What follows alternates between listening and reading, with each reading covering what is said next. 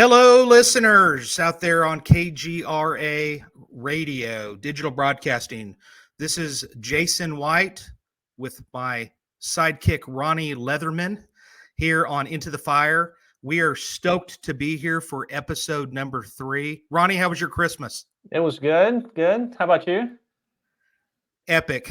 Couldn't ask for anything more. It was just awesome. I spent way too much money, of course, but what else is new?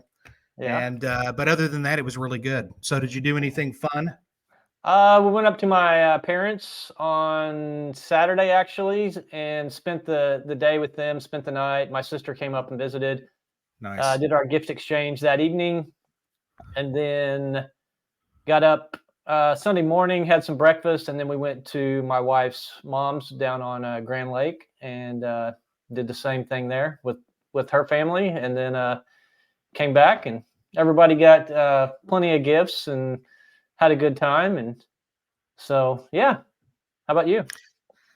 Well, no, we just ran around and did the normal thing, going back and forth to the Oklahoma City area and so forth. You'll notice the Christmas tree is still behind me. That's going to stay there until I'm allowed to get that out of the background. So we have that around until right after the first. So, hey, listen, we want to appreciate, we had a lot of followers from the last week. From the first episode to the next one, man, it's exploding. It's going great. We had a mother load of just phenomenal comments.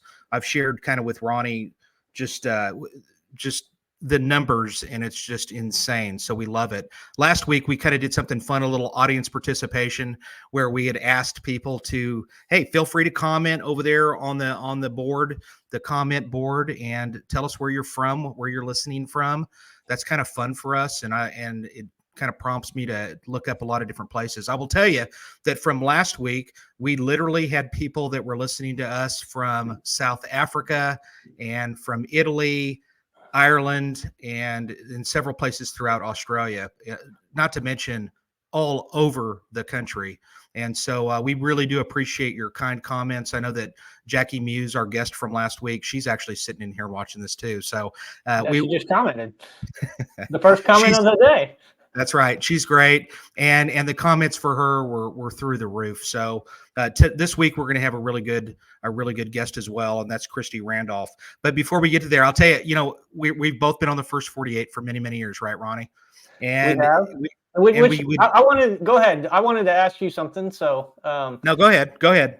So this year, I know you can't talk in huge details about some of the murders that are going on in here in Tulsa, but what are the numbers like this year compared to most years, and just what's up with the latest one?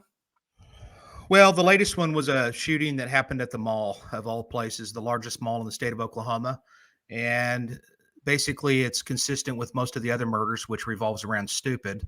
And that got solved within a couple of days. I think the totals for the year, we've had 47 homicides and we've solved 45 of them, which is pretty much, usually we get like one or two that just makes it a little bit difficult. The reason why I asked you about that is because, throughout the years, we always get something a little bit weird or we get a message about something that somebody is sending us a picture of something that they've done or whatever. And so this has got to be a shout out for somebody, because I have to make a mention of a couple of people from way up in Warwick, Rhode Island. And that's going to be Polly, the street sweeper, who actually, I don't know why that makes me laugh, but it's kind of funny. So Polly, the street sweeper up there, his wife, whose name is Jody, I don't know if they're going to be listening or not, but I mentioned that I might make a shout out to him. And what did she do? She actually surprised him with a calendar full of me. So I don't know that she was I don't know if he was as excited about that as she was, but nevertheless, it was still fun.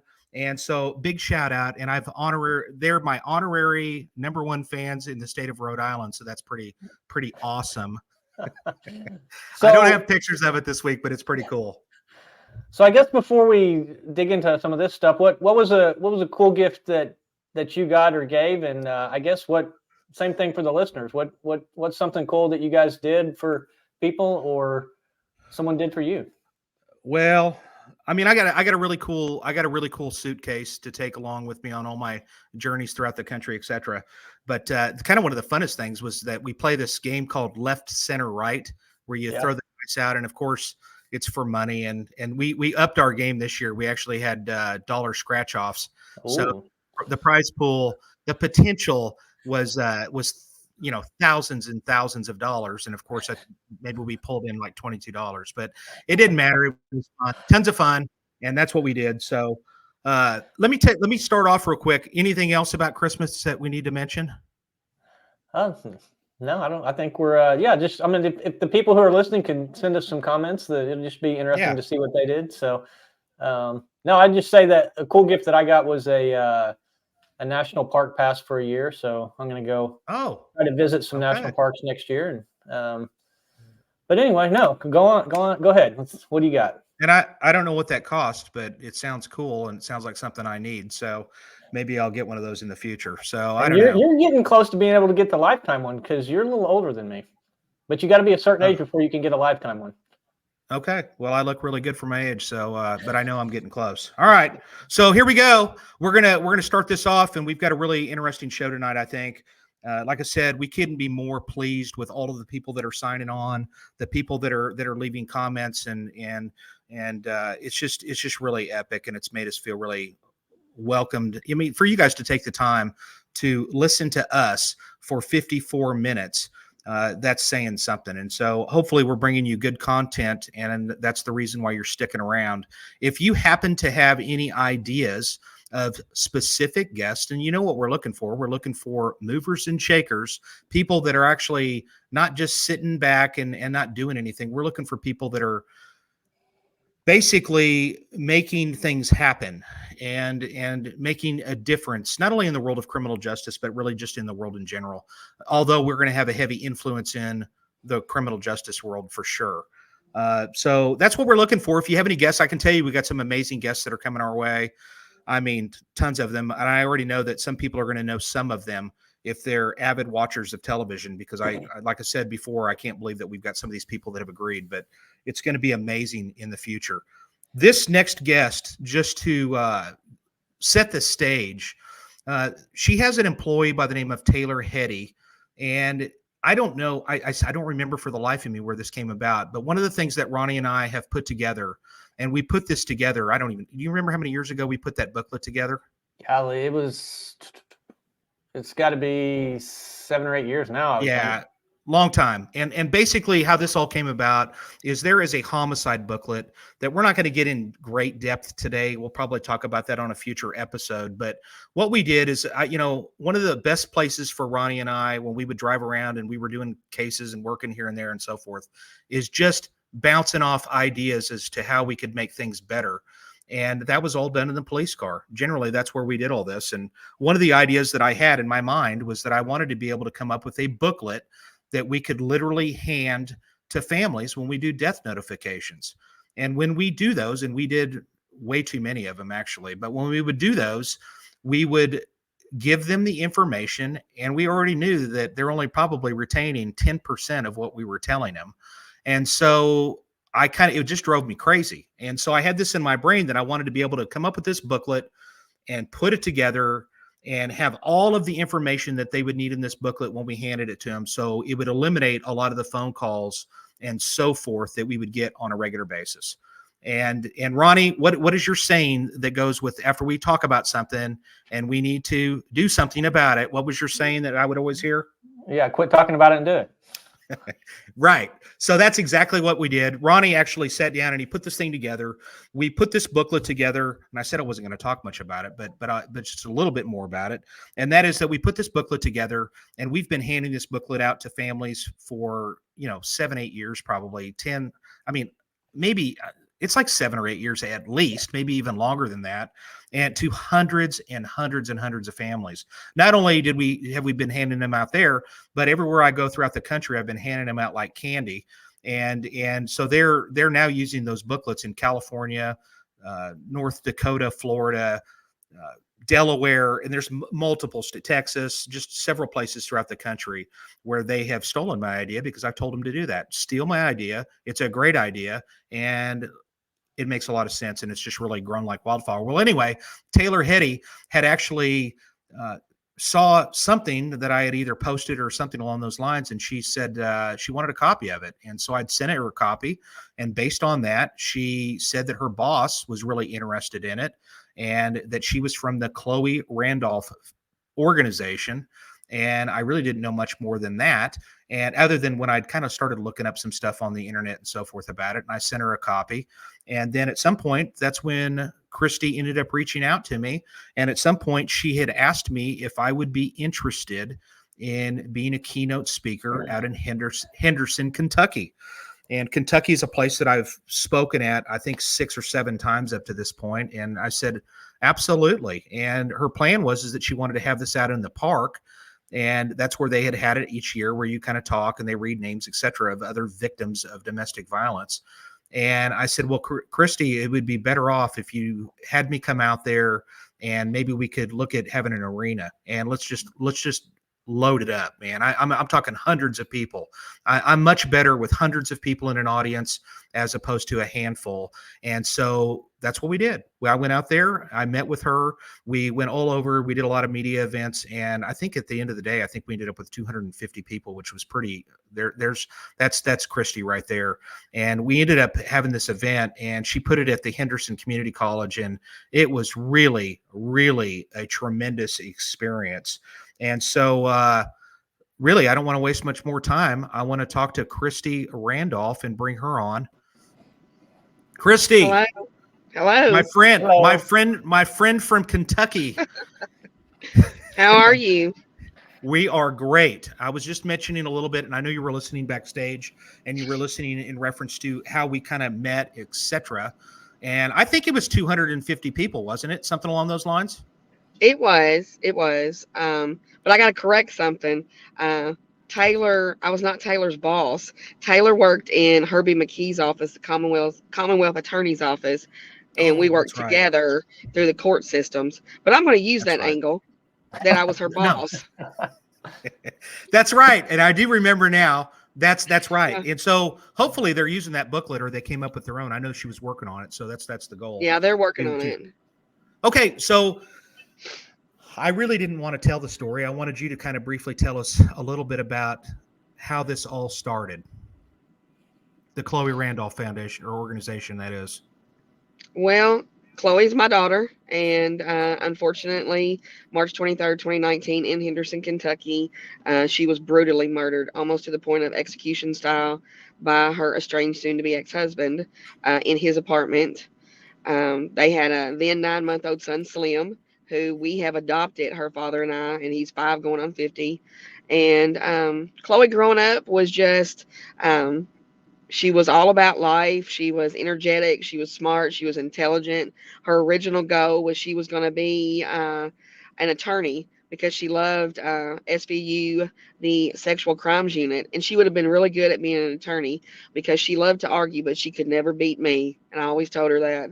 But then my father in law got dementia, and he ended up moving in with us. And she wanted to be a hospice nurse. And being a hospice nurse takes a special kind. That's the end of their life. You have to be compassionate. And she worked for Easter seals in their homes with mentally challenged adults. And so she meets this individual by the name of Gabriel. And Chloe believed the good in anybody. She didn't see their race, religion, culture. She just believed the good in anybody. And she meets this individual, and they fall in love, or she does, and they get married, and she has Slim, and it immediately fell apart because he wanted to control her. And that wasn't Chloe. I taught Chloe to be independent and strong and stand your ground, and you stand down for no one, and you don't need a man. And he didn't like that because that's not what they did in their culture. And that particular Saturday, he was holding Slim hostage, basically, the day before, taunting her through Facebook Live and other things, calling her every name under the book. And he called her and said, if you want Slim, you have to come alone and come right now. I never knew she went. She had told her dad, and her dad said, if you give me about 10 minutes, I'm down the road working. I'll come with you. And he told her that she couldn't bring her dad. And Chloe being Chloe, she was going to get her son. She was going to fight to the death, and that's essentially what happened. She went into the apartment, and she was brutally murdered. It wasn't a thing of where, it was an accident. He shot her once or stabbed her. He hit her in the back of the head twice, knocked her to the ground, and um, knocked her tooth out because she hit the ground so hard. Uh, he flipped her over, and he took the claw of a hammer to do that, but flipped her over and took the ball of a hammer and beat her across her forehead, and she was out. And they've assured me that she never knew, she never came to, she never knew what happened. And I hope she didn't. I hope she never wondered why she was alone or why it never came or anything. Then he slit her throat, ear to ear. He liked about this much cutting her head off. And by his own admission in court, he stood over her body and watched her take her last breath. I hope she didn't wake up and beg him to save her. On a one-on-one fight in that apartment, she'd have took him, and he was just a coward, all because she would not sign away her rights to Slim and give him $500 a week. She wanted to co-parent with him, but he didn't. He wanted Chloe away, and so he kills her and stands over her body, um, takes a shower, moves her car, leaves her car running. Her purse and phone is in there, and he uses her debit card to flee to West Memphis, Arkansas, and that's where he gets caught with Slim. Um, Her dad knew all day long that something was wrong. I never knew till it was time to tell me, and I still didn't believe that she was dead.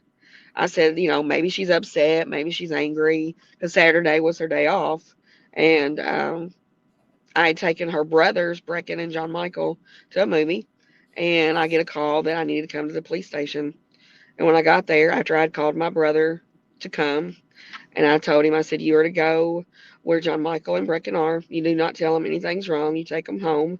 And I would encounter Jay, which is my husband and her dad. And he said, I know he's done something to her. I just need to know where she's at so I can go get her. And I tell him, I've not seen the vision. And if you're a mother, you understand that, because if you know something's wrong. And I would later realize that I had in fact seen the vision when I went to her apartment, or her duplex, which was actually my mother's, earlier that morning. And I said, she's not dead. Nothing, if anything, maybe she's with him and she doesn't want to admit it. Maybe she's hurt. Maybe she's tied up, but never in my wildest dreams. Um, while we're at the police station, um, an individual shows up that is with the brother, would later marry the brother that was actually Chloe's friend, um, so-called friend. Um, and they had known since that morning he killed her and put her in the closet, but said nothing. Not that that would have saved her, but it may have in my mind as her mother, maybe. But to the depth of what he did to her, no, it wouldn't have. She came to the police station. The brother went to the crime scene. Jay and my son would end up walking, which was about a mile from the police station. And the officers on scene were very nice. They went there because they knew Jay was coming. And they said, Mr. Randolph, I can kick the door in, but whatever's in there, if she's in there dead, we can't use it. So he chose to wait for the warrant. And Detective Eisenhood, Jake Eisenhood, came to the scene with the warrant and about 20 other officers. I don't know if that's normal, the 20. I don't know if they thought Jay was going to do something, or um, I got separated from my husband, my son, the other family members. Um, and I was in line with the door when they kicked that in. And you always hear me talk about the red door. And I knew the layout of that apartment because I used to know the owner, and I'd been in the apartment. And they kicked the door in, and the apartment was tore up. And I knew when he turned and he looked at me that she was gone. And he shut the door, and I was separated from the group. I don't know how I got separated, but my son was over in the grass, which would be her brother, because Chloe was the oldest. Um, and he was crying. And it was almost like I was in a bubble, like I didn't know what to do.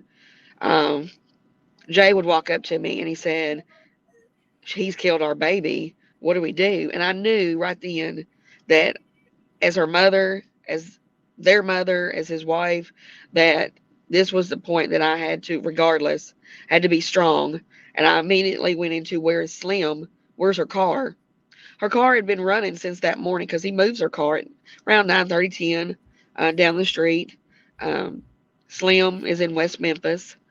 They detain him, and his one last final act of control is he refuses to release Slim to us. He wants him to go to foster care, so we couldn't get him. My brother-in-law was actually within 45 minutes of West Memphis because he's a truck driver, and he went there and he called us and he said he won't let you have him.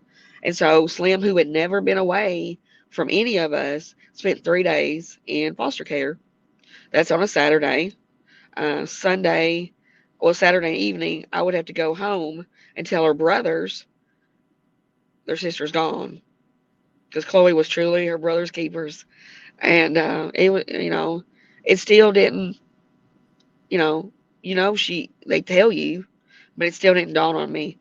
So overnight, my phone got over on airplane mode, and about 5:30, my son Brecken comes into the bedroom and he's crying because that's his sister. And I said, "Do you want to lay down with mom?" And he said, "Yes." And I asked where his dad was, and he said, "Daddy's left in your car." And I immediately started panicking. I knew where he went. I won't say where he went, but I knew where he went. And I called him and I said, "I know why you're there, and I know why you want to be there." I said, "But I need you to come home because we need to get Slim. Your sons need you." And he came home. And so for the next 3.5 weeks, my brother-in-law was there with us. We were never alone.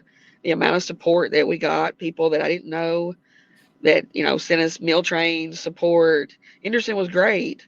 Uh, However, he confesses to killing her, but he has control of her body. He kills Yeah, her. and that's the important. That's something I really want you to touch upon, because that's really the beginning of where you guys, not only did you have to deal with the death, then you have to deal with emergency custody of the Yes. child, that you're already fighting against that now, and then on top of it, talk about that what you're about ready to touch upon with how you approach that and what ended up happening. So on Monday, we immediately start the petition to get Slim and to get control of Chloe's body because in Kentucky, like most states, there is a slayer law. And what that is he confessed to killing her, but he's still her next of kin because they wasn't going to be divorced until Tuesday. So he has control of her body 5 days after notification of death. He knows he's killed her.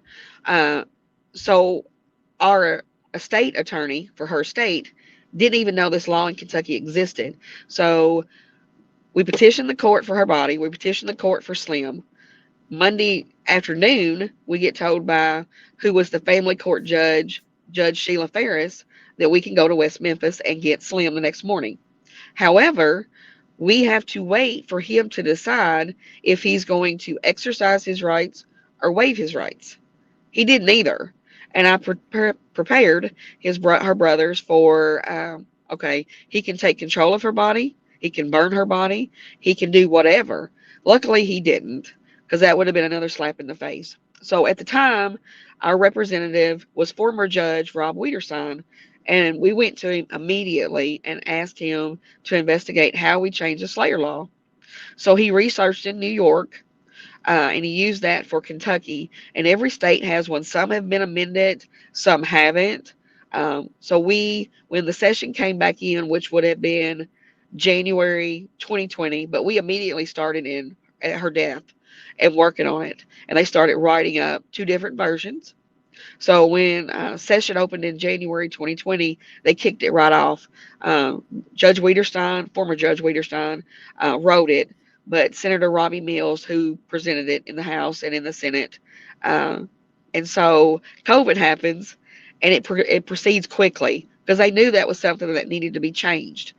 And we thought it was going to die out due to COVID, but on 4/24/20, and if you know anything about our zip code is 42420.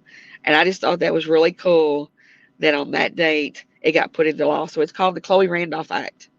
So what happens now is if that would have happened now to somebody, the person that killed the individual, if they're married, wouldn't get the rights. They would have to petition the court. So if she had adult children, the children would get first say. If she didn't have adult children, her parents, Jay and I, would get first say, then it would go next in line. And Okay. nothing that we will ever do with that will help us, the Randolph family. But what it does is it protects all Kentucky families that should never have to go through what we did, wondering if the man that killed your child gets to bury your child. And we just thought that was important. And like I had told you before, we wanted to do Indiana, Illinois, and Tennessee because it was in that group. But I may actually go to Oklahoma and then maybe do it with somebody in your representation of the state. Well, we're certainly going to try to make that happen for you and Sure. introduce you to them. No problem. Because I know a couple of people in mind already that I know that would probably be all about that. So it's definitely a good thing, and it's something that they definitely need to do. The reason, and the other thing that I really brought Kristie on here for, not to, and I know that some people might be going, man, I can't believe you're, having her tell that story again. And this is a story you tell all the time, right? I And it do. doesn't I make it any do. easier. It's not easy. I know it's not easy, but it's a powerful story. And I think that you had to deal with all of this, then you deal with the situation with her remains. And then on top of it, which amazing, I'm actually got to give credit a little bit to the politicians, believe it or not, for actually doing something, number one, and actually doing something that makes sense. And that's good. So I'm going to give them credit for that. That sounds amazing that they were able to do that. And then not only that, Kristie, but then you figured out real quick, you could have very easily just went on about your life, right? Then you have this Right. trial. You go through the trial. What happens through the trial? Briefly, what ended up happening to him? Because this is crazy. Well, one, I want to explain why we become an organization real quick. When Okay. we got Slim back on that Tuesday, we had to, on that Thursday in Henderson, Kentucky, go for emergency temporary custody.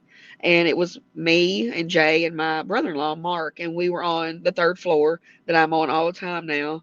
And there was an individual, a lady that was watching me as much as I was watching her. And she finally approached me, and she had an arm in a sling, and she was beat up. And she says, "You don't know me, but I know you.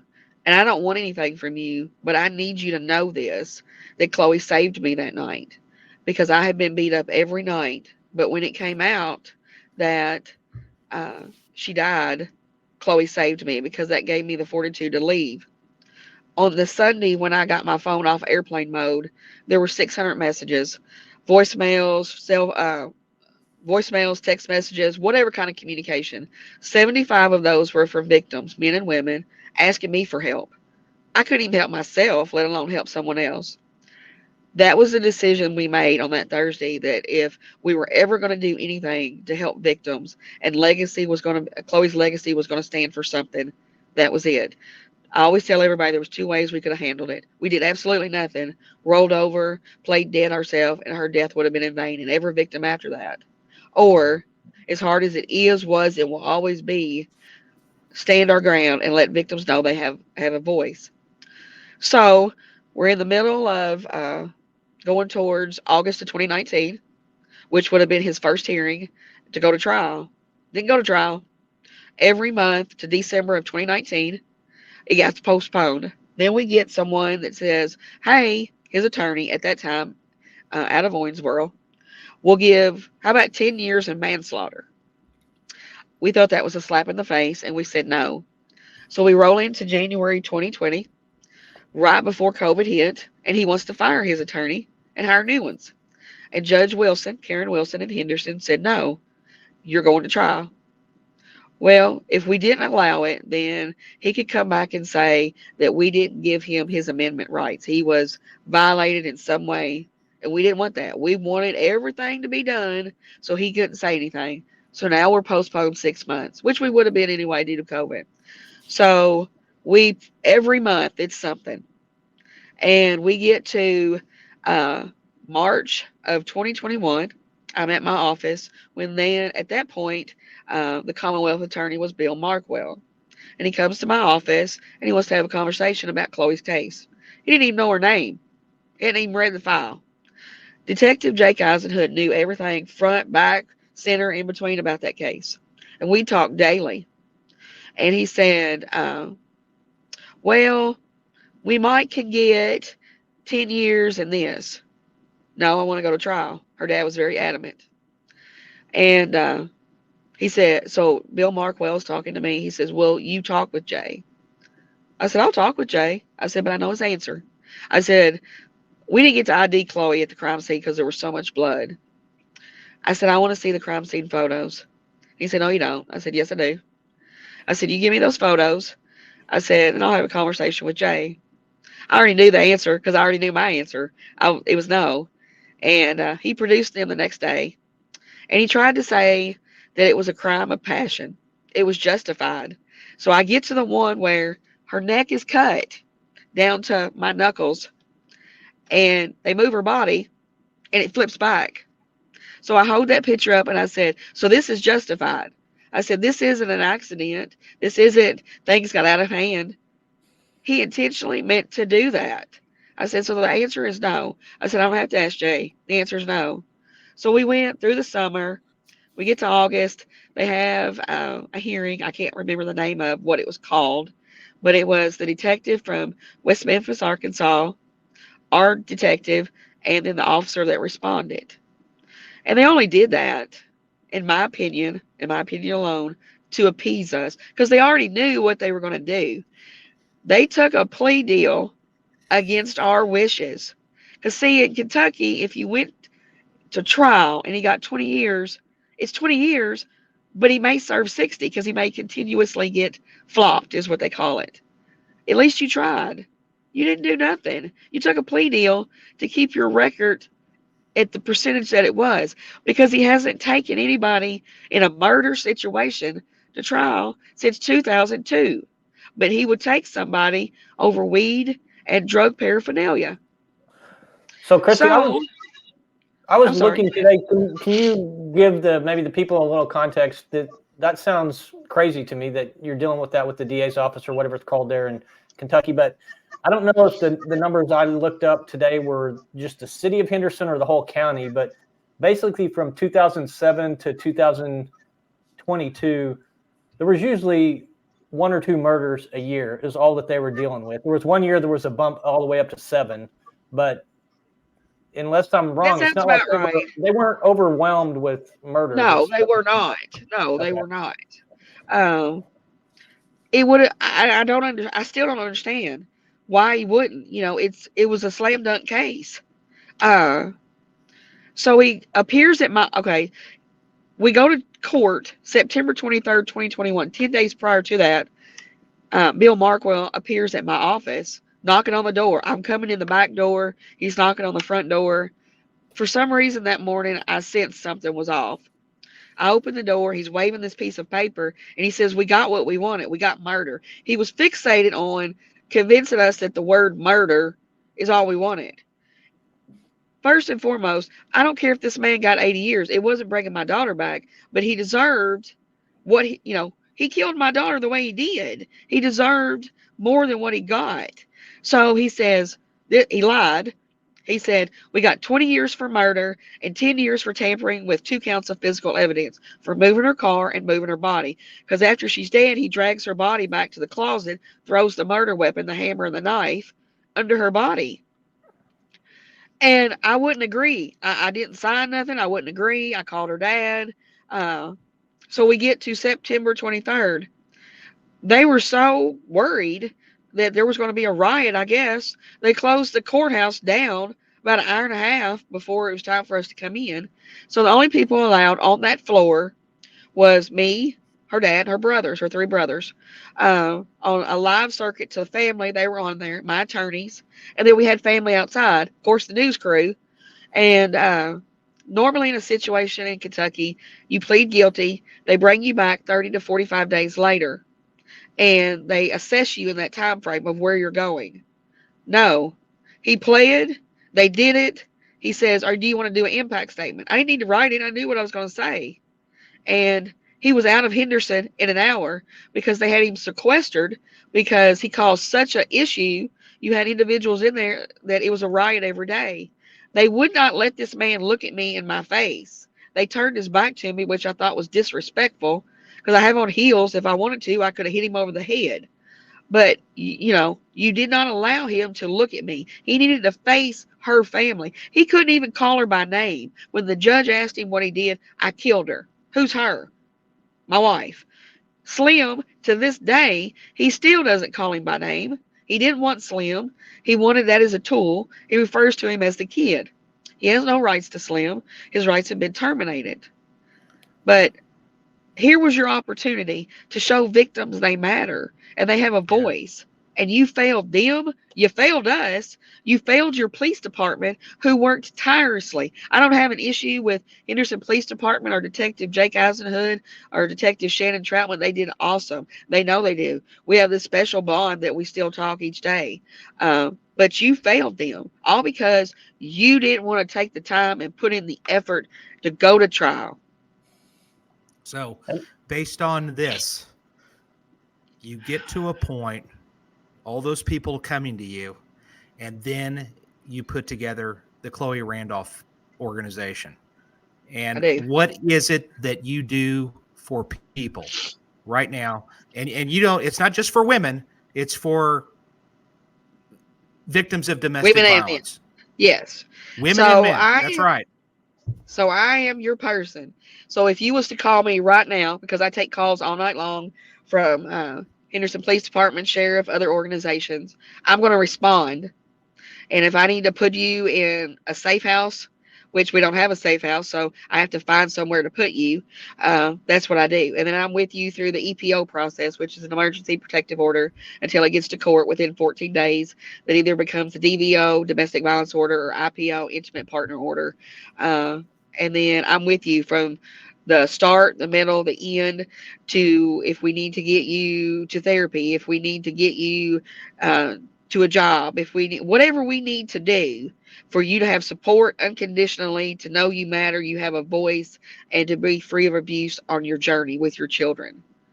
So, and until Chloe came along, you didn't talk about domestic violence in Henderson. So I'm that dominant force that's in your face every day going, what are we going to do? What are we going to do? What are we going to do? Well, and actually, I think, Kristie, I got a taste of that when we were out there in Kentucky, because we talked about this a bunch. I'm like, listen, yes, there's people sitting at home. I was worried. I mean, I thought we were going to have 10 people show up to this thing. And literally there was 250, which was amazing, because a lot of people don't want to talk about this issue. They know it exists. Everybody knows it exists. But it's one of those things that people just don't like talking about. And it's not like they're sitting at home on a Saturday going, honey, what do you want to do tonight? Oh, well, let's go to that domestic violence thing. That sounds like fun. Right. They don't want to talk about it. But yet you are doing all of this stuff for so many people. And that's why I'm just super impressed. I was impressed then. I'm impressed now. And you're not just doing that. You like go to court through the week. Every week. Go to court. That's what I do. Henderson has domestic violence court on Mondays. Our domestic docket is so big anymore because our strangulation and stalking that's associated with domestic violence is out of control too. I can't get out of court in time for 11 o'clock to get to another county that's close to Henderson, which would be Webster, because they have domestic court, and I need to. And then I set Tuesdays, sometimes Thursdays, for criminal court relating to domestic. And then I could go on Wednesdays in Union County, which is close to Henderson. But I also teach the Safe Dates Teen Dating Violence program to teens, not only in our local high school, but surrounding high schools, because people don't understand. Domestic violence in teens start as early as 6th grade. By 8th grade, it's out of control. 8th grade is ramped up. 10th grade, it's out of control. And now you've already set the pattern. And that's something they need to learn, and parents need to understand what abuse is. It's not just physical. It's emotional and verbal and mental, and you have to understand the pattern. And so I'm trying to educate Henderson and make them understand, and other individuals, not just Henderson, across our counties, our state, or whatever. And some days I feel like I'm beating my head against the wall, but I'm glad I'm beating my head against the wall, because there's one person I reached that day, then that was my goal. Do you have any help with people going to court with you and answering the phone, or is it just I do. No, I have a board. I have some other individuals that are there. But the sad thing is, victims have been so scared. When I came along after Chloe's death, you had police departments that weren't talking to each other. Nobody was really talking to each other. So it's kind of, so now I have, our police department, sheriffs, we're all in this collaborative effort together because we have created a lethality program of if you're called to the scene, okay, do they have a pattern? Have they been arrested before? Is this the first time? And that's not something they had either. And so people trust me, and that's what I want. And so there's others that work with me, but if they specifically ask for me, I'm going to go. I don't care what time it is. I will go. And Let me you ask you talked this. about Oh, go ahead. you were talking about, like, if it's even it's in the middle of the night, you go out and you help them find a place to stay. Yes. What other services do you provide to these people? And I guess in turn, what do you need from the public or the lawmakers or whoever to help push this along even farther? Well, one, Henderson does not have a shelter for domestic violence. We have a shelter for women and children. And it's not that they don't want to help, but as a shelter for domestic violence, you have to have an address that's not publicized. You will never know what that building is because, as I told in a city commission meeting, you are a mass shooting waiting to happen. You are. Because if you have a place that's for domestic violence, it's got to be private. I said, if you do not address this issue soon, you're a mass shooting waiting to happen. We need a shelter. We need somebody to be our backer. We had one about a year ago. It would have worked out great. Unfortunately, the individual that was selling the building, there was a nonprofit that was bidding with us against us. He raised the price 40,000. Then we were going to have to do some work, and it just wasn't feasible to do that. So we need somebody to come along, maybe donate us a building. I mean, it's for good use. Transitional housing. I have went back and forth in my mind. Do I want a house? Do I want to put multiple people in there that maybe have kids? I don't know, because that may be a problem too. So a quadplex or a duplex or an apartment. We just need a safe space for somebody to go, because we can put them in a hotel, but what's going to happen is the abuser is going to find out where they're at. Then they're going to come there. Then you're running the risk of something's going to happen or they're going to go back. So that's two things I'm really working hard on in 2024, but also maybe a vehicle, because we have had to take victims from Henderson, Kentucky to Memphis, Tennessee to family because there was no place for them to go. Domestic violence in my area, especially Henderson, is so out of control that shelters in surrounding areas, they don't have availability either. So the answer is we just hope you have someplace safe to go, and that bothers me at 3 o'clock in the morning when I wake up. Uh, those are the three things. We're also, my new office has an upstairs that I think would be really awesome for a parenting time center, because people don't understand, if you're in a domestic situation and you have kids and you have to exchange those kids, you need a safe place. And sitting in the Walgreens parking lot with a camera may sound safe for a moment until something happens and you're waiting on law enforcement to get there. We also have domestic violence support groups, and we're doing them in the downstairs of the office, but it would be really awesome to have multiple locations upstairs. So people don't understand that you have domestic, but you have these components that make it up too, that intensifies the situation.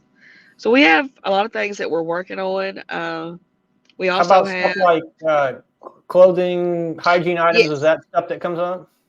yes, we have Chloe's Closet that's attached with the organization, and everything in there is free because victims oftentimes with their kids leave with what they have on their back. So they go back because they have no support financially, physically, with clothing, housing, or whatever.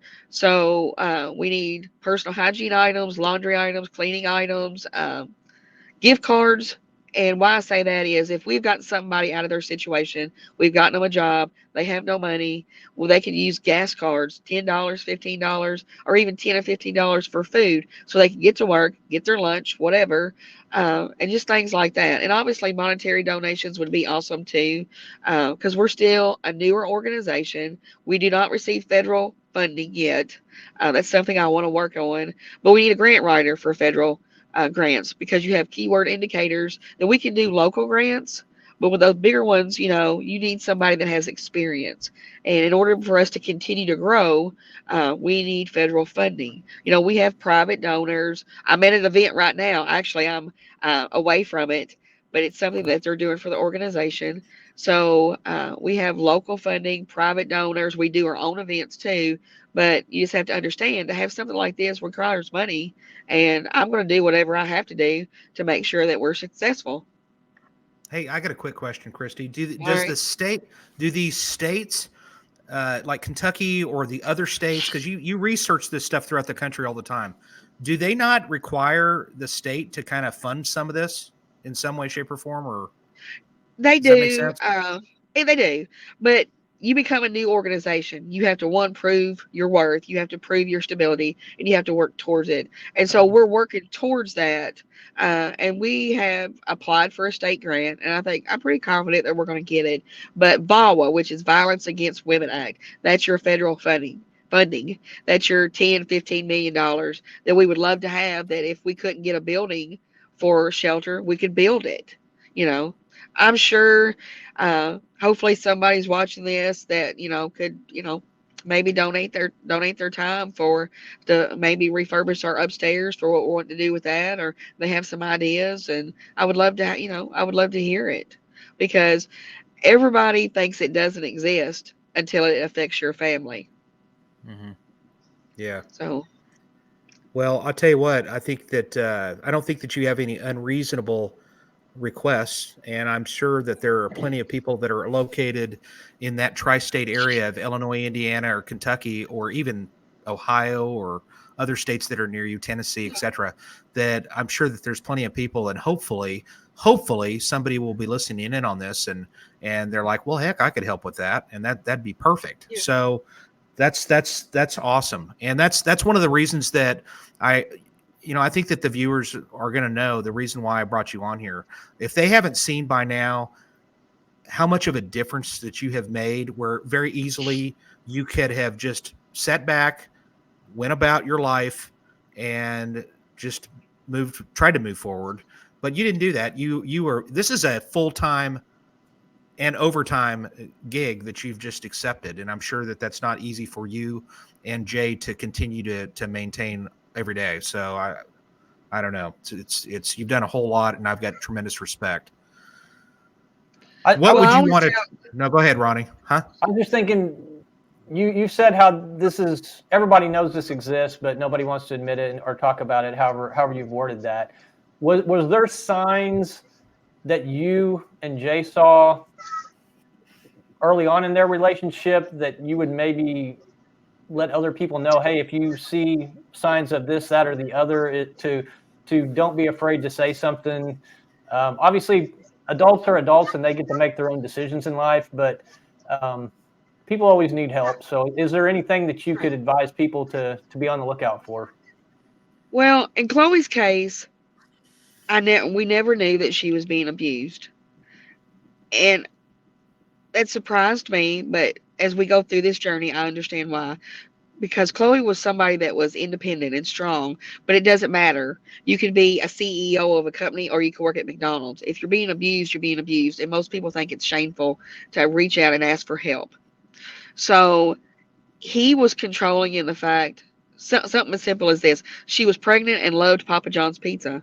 And she would come to my house and she would start just eating. And I thought, well, okay, you're pregnant. And she said, no, he just wants me to eat fruit and drink juice. So I always tell people, if you have a family member, a sister, brother, whatever, that starts dating somebody and all of a sudden they've changed, they can't talk on the phone, they can't be around family, they've lost their job, they've become addicted to a drug or become an alcoholic, that is their way to control you and isolate you. So if you see something happening, say to your sister or something, then that's a red flag that you need to pay attention to. And don't become enemy number one, as I tell everybody, because what happens is if you start talking about that, the abuser is, well, they're worthless, or they're a deadbeat, or they're doing this, then you become enemy number one, because the goal of the abuser is to isolate the victim and say, well, your family doesn't like me. They don't want me around you. They're trying to keep us separated. Be the support there. Be non-judgmental. Be the listening ear. Don't turn a blind eye, because it can happen quicker than you realize. Chloe was, like I said, Chloe was strong and independent. She would have been the last person I would have ever suspected would be a victim of domestic violence that lost her life the way she did. And Yeah. as I tell everybody, nothing I will ever do, nothing this organization will ever do, nothing her father will ever do will change what happened March 23rd, 2019. But what we do going forward helps prevent the next Chloe, helps prevent the next family from ever enduring what we do on a Christmas that was awful because her father doesn't want to celebrate it because his daughter is not there. Yeah. Yeah. I tell Jay we said hello. And I know that I will. this is a very difficult time. And I want to It just is. thank you for telling your story, for joining us tonight. And you know that you're a dear friend of mine. And I'm going to see you again down the line. And San Antonio, whatever, baby. that's right. Whatever, we'll have a drink for sure. Whatever Ronnie's gonna we have to can. come. Yeah, Thank you. for sure. Whatever we can do to help you get the word out, we're definitely on your team. And Right. I love the fact that you've got people starting to communicate out there, et cetera, because teamwork makes the dream work. And Yes. I can tell you this much with respect to Ronnie and I, and a lot of the murders that we worked, unfortunately, they were domestic related. And in reality, I think some of those were some of the worst cases that we ever did work because of that. Just there's a couple of The them that come one to mind. That it the just one you showed at Candles of Hope, yeah the pregnant yeah like that has bothered me for the longest. yeah. That it does. And sometimes you have to put that stuff out there to get people's attention, You do. and to wake people up. And that was actually that's one of the cases that I'm referring to. I will tell you this, Kristie, we've got a few minutes left. Is there anything finally that you would like to say? Or I know we've got your website that's put up there. Yes. If people have questions as to, I know that there's something else that we didn't put on there, but we're going to go ahead and post it on there. It's the Amazon wish list. Is Wish that what it's list. called? Yes. It's actually items that as an organization we need for Chloe's Closet, for our warrior bags that we give to victims of domestic violence. Because some victims are homeless too. You can go on there, you can order it. It comes directly to our office. I was never so excited the other day when I went to the office and I had a box from Amazon of copy paper. Okay. I Yeah. mean, it's the things like that. It's the little Yeah. things that make a world of difference to you. Kristie, we're going to have to take off here in a quick second, but All I right. just want to, I cannot hang on. You can hang Thank with you. us till the very end, but both Ronnie and I mean, literally when I told him about you, he was like, absolutely. She's perfect. This is exactly what I'm talking about. When we have people come on here, we want people that are making a huge difference. And I just can't imagine the amount of work that you do on a daily basis, and you're helping. You don't even know how many people you're helping, but you're helping just tons of people, no doubt. So I want to thank you for coming on here, really.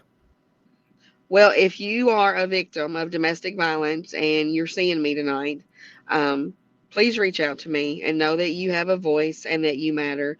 And nothing you will ever ask me will offend me, as I tell all my teens. I'm an open book. You can ask me. I will talk about Chloe all day long if that will help somebody escape a situation. Well said. Absolutely well said. I couldn't have said it better myself. I'm gonna just tell you, thank you again. If anybody has any questions, go to that Chloe Randolph website that she has. We've been posting it throughout the thing. Also, there's some contact information in reference to me. You can follow me on Facebook. You can follow me on any of those others, and you can reach out and you can communicate with me directly. Ronnie doesn't have any of the social media outlets as of yet, but you can reach out to me and we can certainly answer anything for you. The next week, we've got a guest that is Scott Wagner.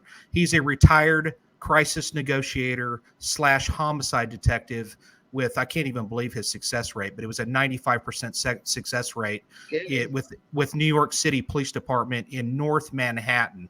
We're going to talk to him next week about a variety of things. Kristie, I think the world of you.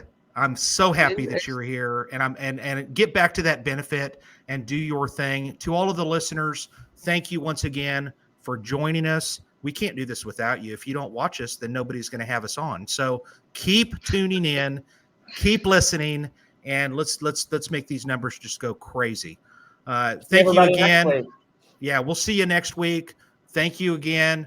And please, if you have any Thank questions, you. feel free to post them. Thank you. All right. Good night, all.